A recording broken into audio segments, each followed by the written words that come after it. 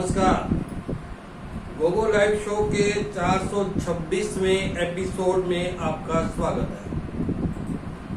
आज हमारे दर्शक ही हमारे मेहमान हैं और आज हम आप दर्शकों से ही बातचीत करेंगे। 425 एपिसोड का सफर जो है वो कोई आपके बिना संभव ही नहीं था। आप लोगों का साथ मिला, आप लोगों ने हौसला दिया, इस वजह से हम लोग 450 एपिसोड कर पाए। दर्शकों, ये वो एपिसोड हैं जो हमने यहाँ किए। अगर हम कोरोना काल की बात करें तो एपिसोड की संख्या और ज्यादा हो जाती है। उस वक्त कोरोना काल में, कोविड काल की हम लोग बात करें तो सड़कों पर कुछ नहीं था, पूरे शहर में सन्नाटा था, सब लोग घरों में थे। तो एक माध्यम ऐसा चाहिए था ताकि शहर के लोगों को, दूर दराज रहने वाले श्री गंगानगर के लोगों को यहाँ की जानकारी हो सके कि गंगानगर की स्थिति क्या है। इसके लिए हमने प्रयास किए, फील्ड में जाकर कोरोना की, कोविड की स्थिति बताई कि कहाँ कोविड है, बाजार बंद होने वाले हैं, नहीं होने वाले हैं, खुलने वाले हैं। इन सब बातों की जानकारी हमने समय समय पर दी और यकीनन उस हमारे छोटे से प्रयास को आपने खूब सराहा, आपने उसको सम्मान दिया, आपने मान दिया। यही वजह रही कि हम लोग इतना बड़ा सफर यहाँ तक ले आए। श्रीचंद जी चौधरी बीजेपी की मीडिया जिला प्रभारी हैं, हमें देख रहे हैं। शुक्रिया, राम राम कह रहे हैं। स्वागत है आपका श्रीचंद जी। तो हम लोग बात कर रहे थे कोविड काल की। हमने आज किसी गेस्ट को आमंत्रित इसलिए नहीं किया कि हम लोग केवल आपसे बात करना चाहते थे। हम आपसे अपनी बात करना चाहते थे और चाहते हैं कि आप हमें कोई अपनी बात कहें। समय मिला तो हम लोग गंगानगर की बात करेंगे। ये सफर, कोविड का जो सफर है वो ऐसे ही शुरू नहीं हुआ। हमने कोई प्लान नहीं था हमारे पास। मोहित चौहान हमें देख रहे हैं। नमस्कार मोहित जी, हमसे जुड़ने के लिए। हमारे पास ऐसा कोई प्लान नहीं था कि हम कुछ करने वाले हैं। एक दिन अचानक ही हमारे मन में विचार आया, टीम के मन में सोचा कि हम लोग कुछ ऐसा करें, कोई नया प्रयोग करें। तब हमने 2016 में अलग प्रकार से लाइव की शुरुआत की। 2016 में कोई बहुत बड़ा प्लान हमारे पास लाइव का नहीं था। केवल हम लोग कभी किसी वक्त और कभी किसी दिन इस लाइव को करते थे। मोहित चौहान कह रहे हैं नंबर 1 चैनल। गोविंद गोयल जी, धन्यवाद आपका, आपके प्यार का, मोहब्बत का। महेश अरोड़ा, गोविंद जी नमस्कार। महेश जी देख लो, आपने कहा था कि सोमवार का शो मिस मत करना, हमने नहीं किया। किरण जग्गा, गोलूवाला, श्री गंगानगर, आपकी मेहनत रंग लाई। शुक्रिया आप सभी का, आपका प्यार, आपकी मोहब्बत हमारे साथ रही। तो 2016 में एक बीज हमने लाइव का यहाँ से शुरू किया। उस वक्त कोई टाइम भी हम नहीं देखते थे और कोई दिन भी फिक्स नहीं था। हम जब हमें लगता कि कोई मौका है या अवसर है, हम लोग उसको कर लेते। फिर एक वक्त ऐसा आया कि गंगानगर, दी गंगानगर ट्रेडर्स एसोसिएशन के चुनाव यहाँ आरंभ हुए। हमने सोचा कि गोगो लाइव शो का एक अच्छा मौका मिलेगा शुरू करने का। हालांकि उस वक्त हमारे इसका नाम नहीं रखा था, लेकिन हमने दी गंगानगर ट्रेडर्स एसोसिएशन के जो उम्मीदवार थे अध्यक्ष पद के, उनको बुलाया। नया प्रयोग किया, बुलाया और सब लोग आए भी। शुरुआत की हमने, फिर धीरे धीरे हमने पॉलिटिकल व्यक्तियों से जुड़े व्यक्तियों को बुलाया। सबसे पहले मुझे ध्यान है कि कांग्रेस के श्री राजकुमार जी गौड़ आए, उनसे हम लोगों ने बात की। कभी हाँ और कभी ना की तर्ज पर हमने 2016 का शुरू किया, फिर धीरे धीरे उसको हमने रेगुलर किया। हमने 2016 में इसको रेगुलर बेस पे शुरू कर दिया, पहले सोमवार को और फिर गुरुवार को। हमने 2 शो हम लोग एक सप्ताह में करते थे, सर्दियों में टाइम अलग और गर्मियों में अलग।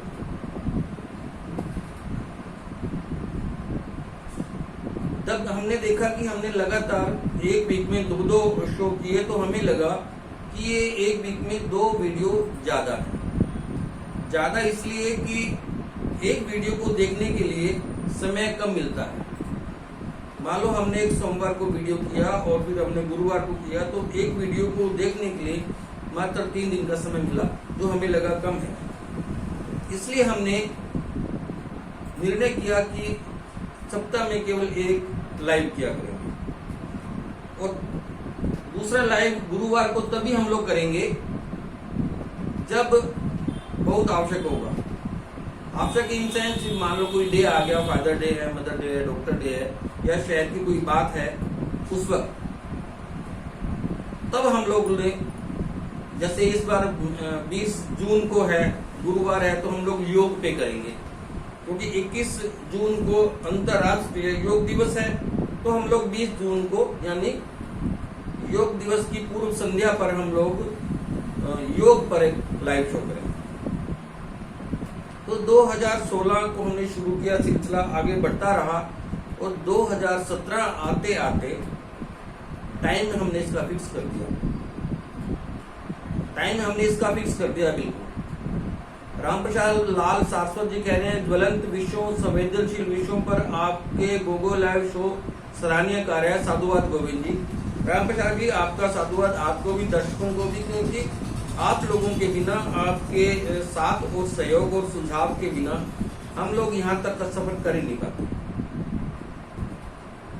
आपने हमें संबल दिया, आप सब दर्शकों ने। जो मेहमान आए उनके बिना तो शो कैसे संभव था, और आप देखते नहीं तो यकीनन वो शो नहीं चलता। हम तो साधुवाद देते हैं उन तमाम मेहमानों का, चाहे वो मौके के एमएलए रहे हो, सभापति रहे हो, पार्लियामेंट मेंबर रहे हो, सभी ने हमारे शो में आके हमारा गौरव बढ़ाया, और दर्शकों ने भी उनको बहुत मान सम्मान दिया।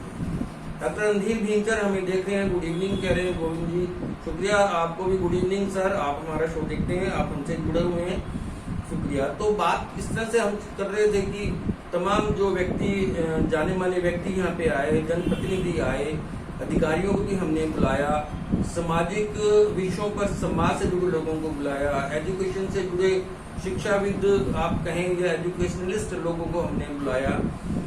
कोई शायद ऐसा फील्ड, अगर हम लोग क्राइम को छोड़कर, यानी साइबर क्राइम पे तो हमने चर्चा की वो किस प्रकार से बच सकते हैं, लेकिन क्राइम के मामले में हम थोड़ा अलग से रहे, और बाकी सामाजिक, धार्मिक, राजनीतिक, आध्यात्मिक, आर्थिक, कारोबारी, चुनाव संबंधी, इलेक्शन संबंधी, चाहे कहीं भी हो, हमने उन तमाम व्यक्तियों को बुलाया। ज्वलंत मुद्दे हो शहर के, देश के, हमने डिबेट की। सामाजिक सरोकारों के लिए हमने सामाजिक मुद्दों पर पहल की, चाहे मदर डे हो, फादर डे हो, गणगौर का विषय हो, महिलाओं का विषय हो, बच्चों की एजुकेशन का विषय हो, हमने बच्चों को भी बुलाया। बच्चों को जब हमने शो किए तो दर्शकों का असीम प्यार मिला, दर्शकों ने उनको हमारे यहाँ पर आकर उनको सम्मानित किया। फिर भी हम पूर्ण नहीं हैं, हम पूर्ण होना भी नहीं चाहते। हम चाहते हैं कि हमारे अंदर कोई ना कोई कमी आप निकालते रहें, आप हमें समझाते रहें, बताते रहें, ताकि हम लोग पूरी शिद्दत और दृढ़ता के साथ, ताकत के साथ हम लोग खड़े रहें। कमल चावला जी हमसे जुड़े हैं, ग्रेट कह रहे हैं, शुक्रिया आपका। हम जो कुछ हैं वो सब आपकी वजह से ही है और आपके कारण ही है। अगर आप नहीं हैं तो हमारा कोई अस्तित्व इस शो का नहीं है। ये बड़ी खुशी की बात है कि अगर हम अपवाद के रूप में लें तो कोई एक आध व्यक्ति हैं जिन्होंने हमारे शो में रुचि नहीं दिखाई, वरना प्रत्येक व्यक्ति हमारे शो में आए हैं, उन्होंने सम्मान बढ़ाया है। और अब जिस प्रकार से ये रेगुलरिटी आई है तो ये सिलसिला और बढ़ा। तो हम लोग बात कर रहे थे कि 2017 तक आते आते हमने एक इसका परमानेंट टाइम फिक्स कर दिया और एक मंडे का डे फिक्स कर दिया। In case of emergency, in case of occasionally हम लोग गुरुवार को शो करते। अब नाम ये कैसे रखा गया, नाम के बारे में भी बहुत सारी बात या चर्चा या विषय आता है कि नाम क्या है। गोविंद गोयल, कई बार लगता है कि गोगो का मतलब गोविंद गोयल, लेकिन गोगो का मतलब रवानगी भी है, चलते रहो चलते रहो चलते रहो। ये सोचकर नाम भी मैंने नहीं रखा ही था, ये नाम हमें सुझाया जाने माने पत्रकार स्वर्गीय कमल नागपाल के पुत्र अमित नागपाल जी ने। अमित नागपाल जी कहने लगे, गोविंद जी इसका नाम गोगो लाइव शो रखिए। मुझे तुरंत ये उनका सुझाव पसंद आया और उसके बाद से हमने इसको नाम रख दिया गोगो लाइव शो। आप गोविंद गोयल लाइव शो भी कह सकते हैं, लेकिन गोविंद गोयल अकेला काफी नहीं है, क्योंकि स्वाति मीडिया की जो है एंकरिंग करती है यहाँ पे। हमने तो यहाँ पत्रकारों से भी एंकरिंग करवाई है, लेकिन गोगो मतलब चलते रहें, क्योंकि जिंदगी जो है जीवन चलने का नाम है, रुकना नहीं चाहिए। तो इसलिए हमने इसको गोगो लाइव शो चलते रहे। तो 2017 में एक टाइम भी फिक्स हो गया, डे फिक्स हो गया और उसके बाद ये सिलसिला निरंतर चलता रहा। आप विश्वास करिए, जब 2016 में हमने ये शुरू किया तो हमें इसकी ABCD भी नहीं आती थी, हमें मालूम ही नहीं था कि कैसे करना है। हमें कमेंट आते थे तो हम समझ नहीं पाते थे कि इन कमेंट्स का हम लोग क्या करें। फिर हम लोग चर्चा करते, हमारी टीम के साथ चिंतन करते, फिर एक तय हुआ कि जो शालीनता से मर्यादित तरीके से जो कमेंट आएंगे, सवाल पूछे जाएंगे, वो हम शो में बोलेंगे। उससे क्या है, दर्शकों का जुड़ाव हमसे ज्यादा हुआ, दर्शक और ज्यादा जुड़े।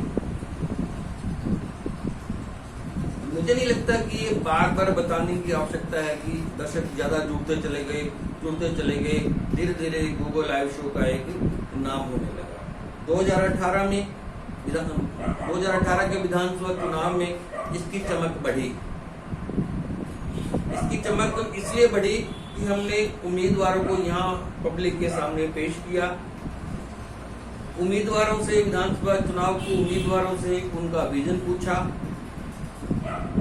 वो चुनाव जीतकर क्या करना चाहेंगे ये जानकारी दी, और लोगों ने इसको अप्रिशिएट किया कि आपने उम्मीदवारों से हमें रूबरू करवाया।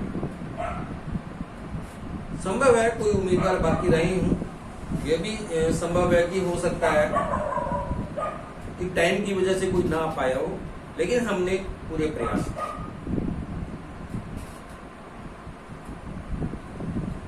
चुनाव तक ही सीमित नहीं रही, चुनाव जीतने के बाद हमने निर्वाचित MLA को बुलाया कि आपने क्या काम किए,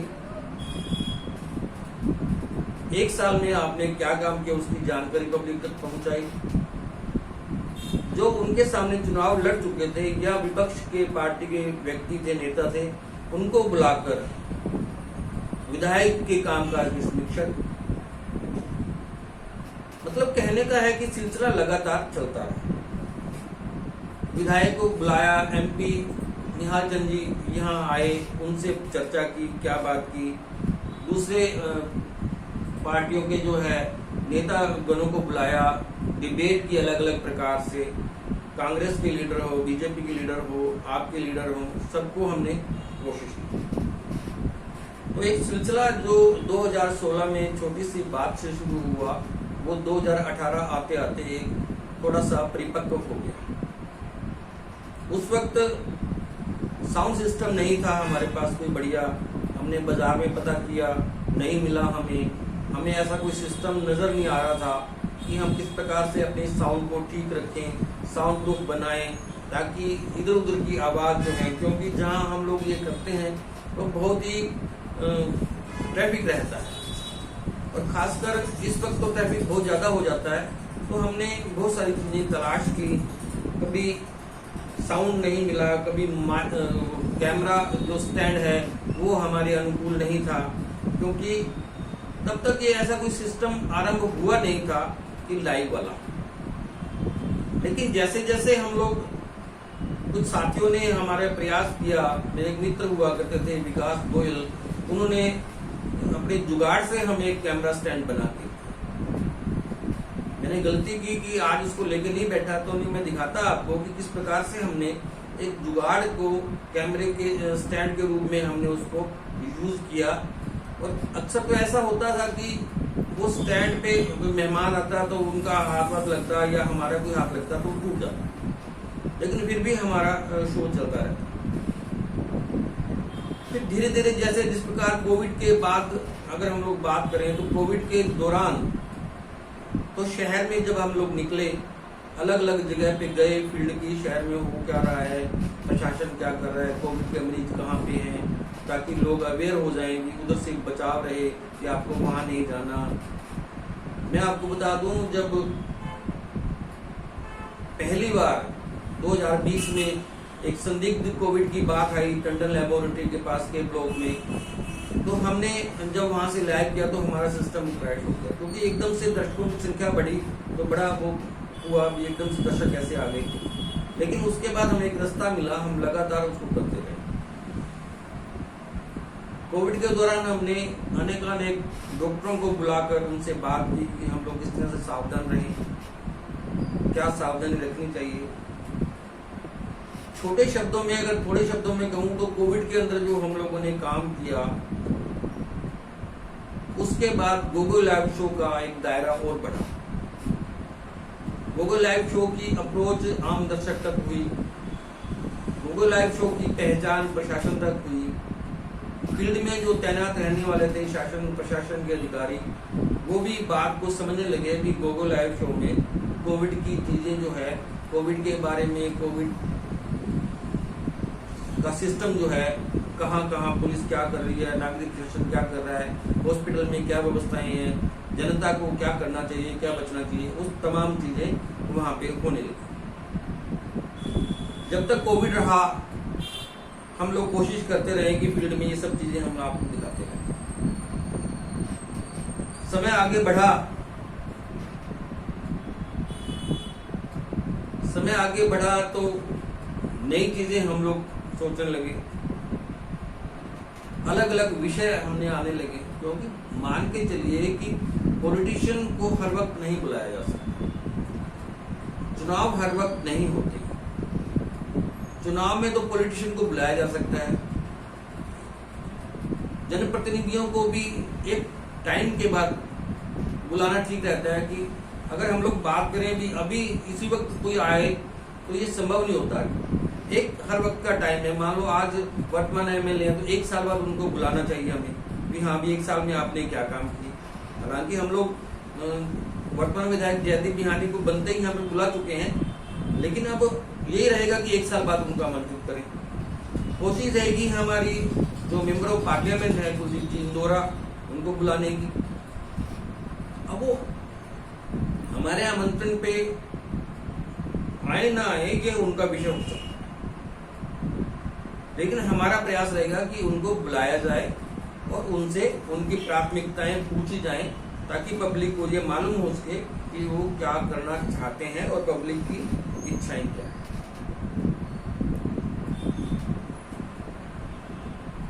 दो 2018 के बाद जो सिलसिला शुरू हुआ, कोविड में इसकी चमक और बढ़ी, समय बीतता रहा, हमारे प्रयास चलते रहे। हालांकि कोविड में हमें काफ़ी दिक्कत हुई क्योंकि मेहमानों का आना बड़ा मुश्किल होता था। दूसरी बात, मुंह पर मास्क लगा के हम लोग बात कर पाते थे, इससे ना तो ठीक से आवाज़ आती थी और ना सामने वाले दर्शकों को भी थोड़ा महसूस होता था। दर्शकों को भी लगता, बहुत सारे ऐसे लगते कि क्यों आए हैं, लोग से बैठे हैं, डिस्टेंस बना के रखिए। तो बहुत सारी बातें सामने आती थी कोविड के टाइम। तो कोविड का सिलसिला बड़ा वो कठिन दौर था शहर के लिए, पूरे देश के लिए, राष्ट्र के लिए, विश्व के लिए। लेकिन वो कठिन दौर निकला, बहुत सारी चीज़ें हम लोगों ने कोई भी हैं और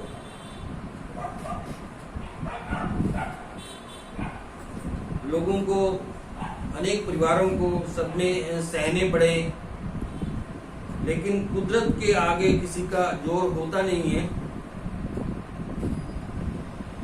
एक बहुत वो ऐसा दौर था जब हर कोई सुबह होते ही डरा हुआ महसूस करता। एक अनजाना खौफ जो है पूरे परिवेश में फैला हुआ था। इस प्रकार का दौर था, न जाने कब किसके साथ क्या हो। दूसरा दौर आया तो सब लोग संभल गए, उतना भय नहीं रहा, तो फिर धीरे धीरे हम लोग इसके आदी हो गए। वैक्सीन लगनी शुरू हुई, वैक्सीन की चर्चा होने लगी। ये तमाम बातें जो हैं हम लोगों के सामने होती रही, चलती रही, होता रहा, चलता रहा। समय आगे बढ़ा, गोगो लाइव शो आगे बढ़ा। मैंने आपको बताया कि गोगो लाइव शो की पहचान बनी। दर्शकों की संख्या लगातार बढ़ती रही। अभी तक हम लगभग 325 से ज्यादा व्यक्तियों को यहाँ आमंत्रित कर चुके हैं। हो सकता है आपको लगे कि 426 शो में 325 व्यक्ति कैसे।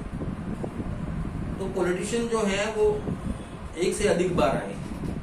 बहुत सारे पॉलिटिशियन हैं तो वो एक से अधिक बार यहाँ पे आए हैं। कभी डिबेट में आए, कभी अपनी प्राथमिकता बताने आए, कभी उनका लक्ष्य पूरा हुआ अपनी आए। लगभग 25 से 30 जाने माने डॉक्टर्स हमारे यहाँ पे विभिन्न बीमारियों के बारे में अवेयरनेस करने के लिए आते हैं। चाहे वो गुर्दा रोग विशेषज्ञ हो, चाहे हार्ट रोग के डीएम हो, चाहे सर्जिकल उसमें ऑपरेशन वाले हों, जनरल मेडिसिन वाले हैं, एमडी हैं, हड्डियों के डॉक्टर्स हैं,